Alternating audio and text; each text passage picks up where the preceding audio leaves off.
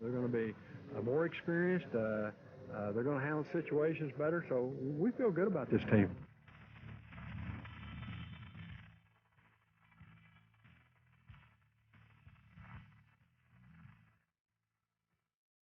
"11 weeks later, how true those words would turn out to be. Iowa not only had a good team, they were the best in the Big Ten and on their way to Pasadena. Hi, I'm Tim Swore. For the next half hour, we'd like you to join us as we recap Iowa's Cinderella season. We'll meet some of the players who made it happen and check in with John Baer in Pasadena, where the Hawks have been getting ready for the Washington Huskies. Speaking of that lucky guy, Mr. Baer joins us via satellite from the Rose Bowl. And John, who would have thought that at season's end, Iowa would be at the granddaddy of them all? Tim, it truly is amazing the Hawks will be here in the Rose Bowl tomorrow, especially when you consider that Iowa was picked by nearly everybody to finish in the middle of the pack in the Big Ten. But the Hawks use that lack of respect as a major motivating force.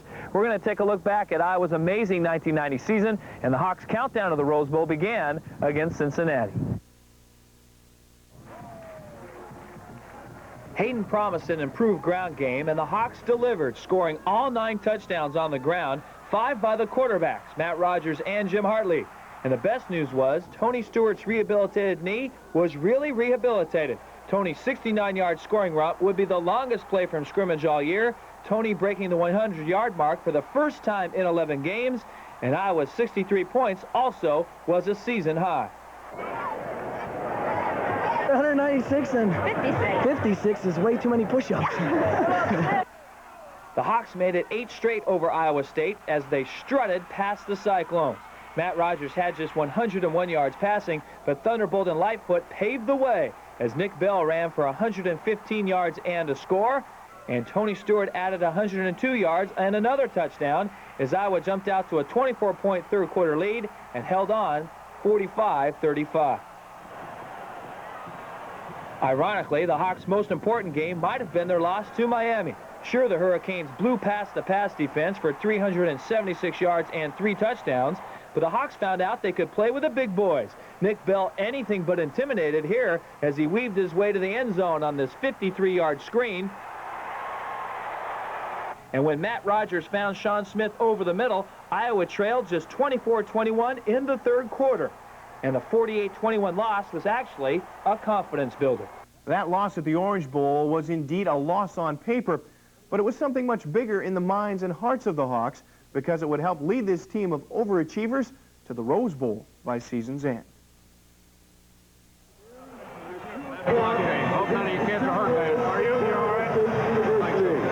We know that we can be able to play in the Big Ten and go into the Big Ten with our heads up high. We basically really gave the game away. I really feel that we showed that we could play with anybody in the country. First time I can recall in my coaching career to have a defeat make such a valuable contribution, because going in the fourth quarter, the score was 24-21, and you're going to see our guys gain confidence.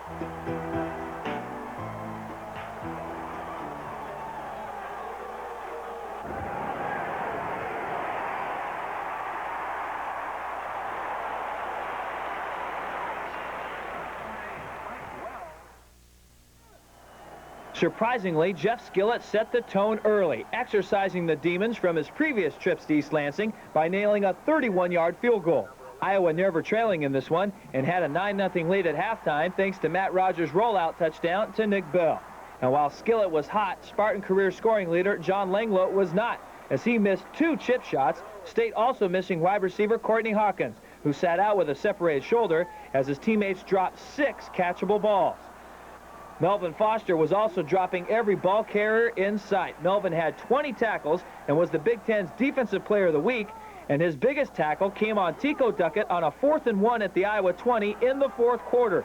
Iowa surviving a 12-7 defensive battle and does its first hokey pokey in 3 years. We're going to be hokey pokey in a lot, I think. Wisconsin marked the return of former Iowa assistant Barry Alvarez, and the Badgers led 10-3 8 minutes into the second quarter on Robert Williams' 20-yard run.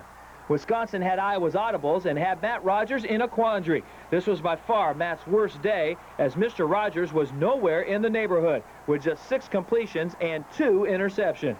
Stewart and Bell picked up the slack, both finding the end zone, and both eclipsing the 100-yard mark. They would do that 4 times on the year. And the defense scored 8 points on a safety and a Jason Olenzak interception return as Iowa prevailed 30-10. Michigan hadn't lost twice in a row at home since 1967, but they would on this day, even though Iowa ended the half on the 1-yard line and ran just 1 play in the last 19 seconds while still having 2 timeouts. Matt Rogers caught an earful from Hayden Fry and responded in the 4th quarter with the drive. Trailing 23-17 with just 4:22 left, Iowa marched 85 yards on 9 plays, never once even facing a 3rd down. Rogers coolly completing 5 of 6, while Tony Stewart shined also, going 15 yards to the 15 on a draw play and somehow catching a bullet in traffic one-handed on his hip for 12 yards to the 1, setting up Paul Kujawa's game winner.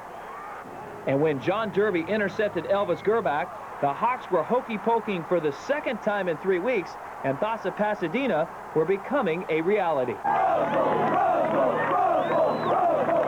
Can you believe 2 times in Michigan the same year? First time ever. First time an Iowa football team has ever beaten both Michigan State and Michigan on the road. Thunderbolt and Lightfoot, every defensive back's nightmare. Nick Bell will run right through you. Tony Stewart will dance right by. And they were 2 players who had to learn that it takes teamwork to be a winner. Nick Bell and Tony Stewart, probably the nation's top backfield tandem. But times have not always been so rosy. As a matter of fact, until this year, the overabundance at tailback was holding back the entire team. The media 2 years ago caused a problem for us by hyping him up and not giving me any respect, which caused a lot of animosity in the team. It kind of caused the team to defuse almost as people started picking sides. That was 1988, and Tony Stewart was the star at tailback, running for 1,200 yards, the most ever by an Iowa sophomore. But late in the season, Stewart injured a knee, and his future was in doubt. After surgery and a few months of rehabilitation, he just wasn't the same. 1989 saw the super soph manage just over 300 yards. Bell wasn't much better, and the Hawks failed to make it to a bowl game. Coming into this year, it motivated and it geared me to show everybody that, hey, last year was a preparation for this year, and showing everyone that I can get back and play the type of ball that I played 2 years ago, but even better. That set the stage for this season. And when camp opened, it was Bell listed at #1 on the depth charts. That was something that didn't sit well with Stewart. I'm a competitor, and, you know, I like to play regardless of who's in front of me. It can be anybody. Eric Dickerson, it can be anybody, and I'm going to want to play regardless. Situation was getting worse. Bell and Stewart did not get along, and something had to be done. We went aside before the first game and said, listen, let's put this behind us because we can't play with all this animosity around us. And I think that's just part of being a senior. You have to learn how to put those things behind you, just go. The result, well, you know the story. Stewart carried 150 times for 823 yards. Bell 155 times for 945. And both managed to stay healthy. By rotating them and keeping them fresh, and from an ego standpoint and everything else, it's on the same level. And we've even changed up who starts and so forth.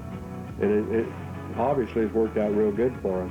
Things worked out especially good for Bell, who at season's end was tabbed as the Big Ten's Player of the Year. Not bad for a guy who could have carried the ball twice as many times. Yeah, you know, you wish you could get more carries, but we won.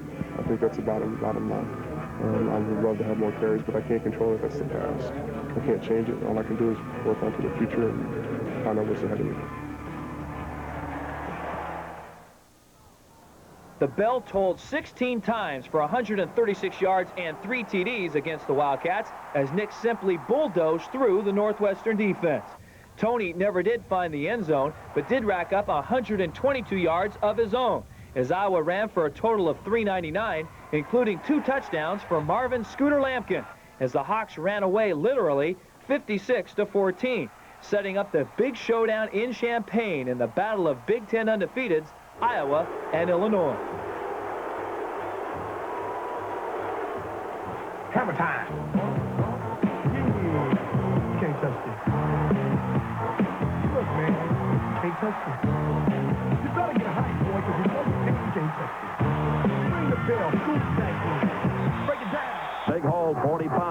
to the 40. He's going to run it all the way. 35-30, 25-20. He's knocked out of bounds inside the 10-yard line. Can't touch this. And here's Rogers faking, looking, turns, fires, and it is touchdown for the Hawks, and it is Mike Saunders. Can't touch this. And here you come with a pitch to Stewart. He can throw it. He's going to throw it end zone to Hughes. Touchdown for the Hawkeyes. Great call. And off to Bell, cuts it back over the middle, and runs away at the 20, 15, 10, 5. Touchdown! The Hawks do it again. This time with Nick Bell, rumbling south to north. Can't touch this. Out of the I formation, the tailback gets the carry for nothing. Absolutely nothing on that play for Fagan. Can't touch this. The spot is down. Fake. No, it's a fake by Hartley. Into the end zone. The toss. Touchdown! Woo-hoo! Woo-hoo!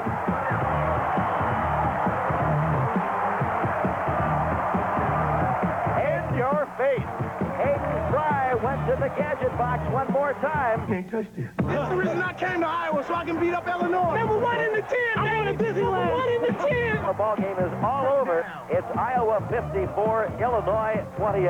They're going in the stands. The Iowa team is going up into the 4,000 people over here to shake hands and say thanks a lot. I hope Sports Illustrated is getting some pictures of all of this, Tim. I think so. Hammer time.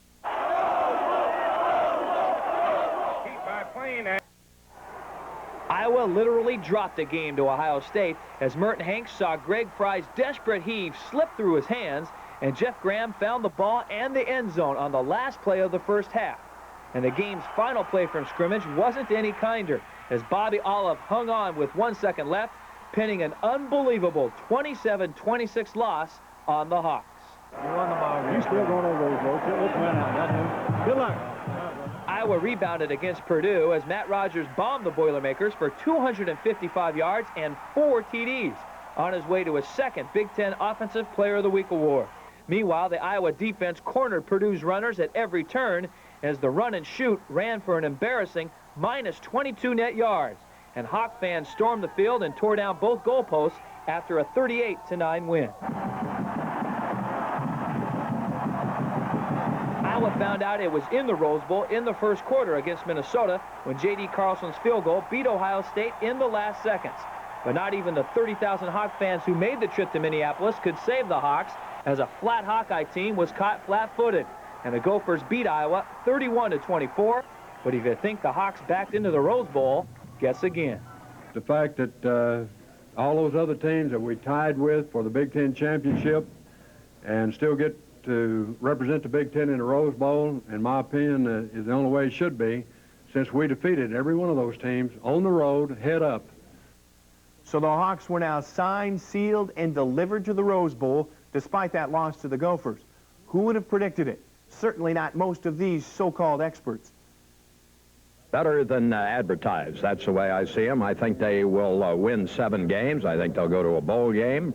I think they'll, to do that, they're going to have to pull some upsets. It's going to be somewhere around a 500 season, either a game below or a game above. Now, unless Iowa is surprising. If somebody asked me to pick it, I'd say 7-4, possibly 8. I think in Hayden Fry's good years, he wins at least 1, maybe 2 games that logically they shouldn't win. I think they have a chance to go 7-4, and I think 6-5 is more likely. But I think it'll be a good football team. And some of those guys were thinking with their hearts and not their heads. At any rate, tomorrow's Rose Bowl appearance will be Iowa's 5th. Their first was back in 1957. The opponent, Oregon State. The Hawks' first bowl trip ever sent them out west in 1957. Iowa's opponent was Oregon State, who scored this second quarter touchdown. Anytime you score a touchdown, you know, it is a thrill. You can't do it without the other 10 guys out there. Everybody knows that, but it is a thrill. 2 years later, Evie and the Hawks were back. Once again, Iowa represented the Big Ten well, running away from California to a final score of 38-12. A couple of days later, the Hawkeyes were voted the nation's #1 team by the Football Writers Association of America. After that, Hawk fans would endure a 23-year wait, and daddy of them all. Ironically, the Iowa quarterback that year was a California kid who grew up in Pasadena. Away from the stadium, so it was a tremendous thrill to be in there for the first time and then have 100-some thousand fans in there too. Unfortunately, the Hawkeyes were 28-0 losers to Washington. Iowa's return to the Rose Bowl was much shorter this time. Just 4 years later, a Chuck Long-led Iowa team that was #1 in the polls for 5 weeks that season came in to meet UCLA. You know, we were counting on going to the Rose Bowl, and we did. It was a lot of fun. Too bad that it didn't turn out the way, you know, we planned in the end. I thought we had a great team going into that game, and you know, we had a lot of talent that year, but some bad things happened during the game, but it was a great experience. We beat ourselves. We did beat ourselves. Right? And who better to ask than Harmon? After all, he gave the ball away 4 times on the day, setting the table for the Bruin offense. One bright spot in the 45-28 loss was this. I was pretty sure that Chuck was going to come my way, so it's just one of those things where I was concentrating more on the play than actually the thought of scoring a touchdown. Now it's 1991, and Hayden Fry hopes the 3rd time is a charm. Is now just hours away, so let's go back to John Baer in Pasadena and talk X's and O's. John? That's right, Tim. The clock is winding down on our countdown to the Rose Bowl. It's time to check in with the coaches and see how they size this one up. We'll start with Washington's Don James. Coach James, first of all, Hayden Fry's been bragging about your team speed. Are you really that fast? Oh, geez, I don't know. I think he's got everybody on the track team. Our track coach would love to hear that. But I think your 2 or 3 faster guys kind of determine whether or not you're a quick team or not. The guys that run the ball and catch the ball. And in those areas, we're probably about where we've been, maybe a little faster. You have a great record against the Big Ten, 10-1 in the 80s. How do you explain that? Well, I really don't know. I have a lot of respect for the Big Ten. I grew up in that area and from Ohio, so I think the games have always been big games for me. Every time Iowa's been an underdog, they've pretty much come through. They've thrived on a lack of respect. They're not getting much out here. Odds makers have your team as a big favorite. Are you aware of that? You making your team aware of that? Oh, yeah, we have to. I've said for the last 10, 15 years that the way to go into a bowl game is underdog because, you know, your players just read the paper every day, the point spread and the negative comments that are made, and we've addressed that with our players a lot, almost on a daily basis, that don't even think that you're better than Iowa or you're a favorite. You're going into a game, it's dead level. You expect a close game? Oh, yeah, I think so. I think there's real good balance. I think both teams have very balanced teams, and I think they'll be competitive on both sides of the ball. Don James Huskies, the heavy favorite, and once again, Hayden's Hawkeyes are the underdogs for the 5th time this year, but that fits Hayden just fine. Well, it seems that this particular football team plays much better as the underdog. All of our big upsets, we were underdogs, up to a 15-point spread, so we kind of relish the position of being the underdog. You expect a close game? You know, I've never been able to predict a bowl game, particularly the Rose Bowl game, in regards to the outcome, much less how many points will be scored. I know that both Washington and Iowa are very, very fine football teams. They have nearly identical statistics on offense and defense, so I anticipate a close game regardless of the score. So there you have it. We've looked ahead, we've looked back. All there is left now is to play the game. The odds makers aren't giving Iowa much of a chance to win this one, but that's exactly how the Hawks like it. The only question is, will this game be much like the Michigan State, Michigan-Illinois games, or is Washington, like Miami, just a little too good for the Hawks? We'll find out soon enough. Enjoy the game, and hope you enjoyed our countdown to the Rose Bowl.